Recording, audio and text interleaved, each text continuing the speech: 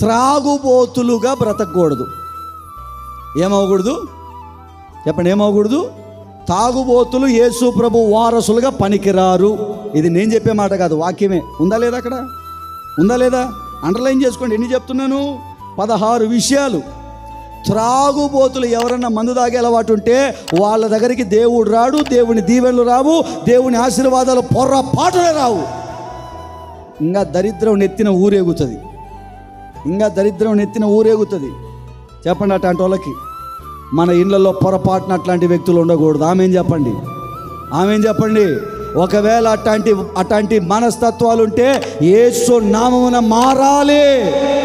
Amen చెప్పండి గట్టిగా, ఆమేన్. ఒక అక్క వచ్చి చెప్తుంది, మా పాస్టర్ గారు తాగితే ప్రవచనాలు చెప్తాడన్నా. ఎవరంట?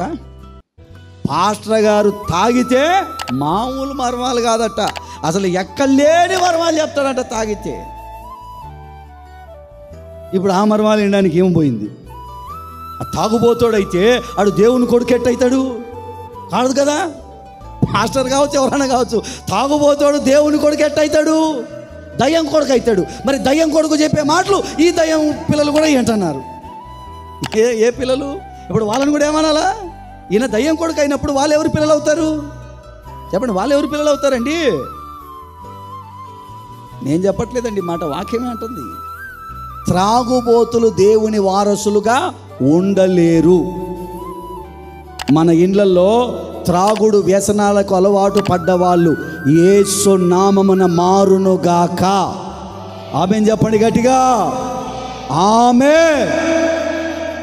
కొంతమంది అడుగుతుంటారు, అన్న మా ఇంట్లో ఉన్న వాళ్ళు మానట్లేదన్నా.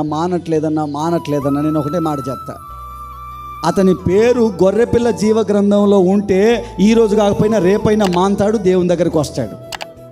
అసలు బుక్కులోనే లేదనుకో, ఇంకా అతను మానడు. జీవితాంతం తాగి అట్టే చచ్చిపోతాడు, నరకంలో కాలుతాడు.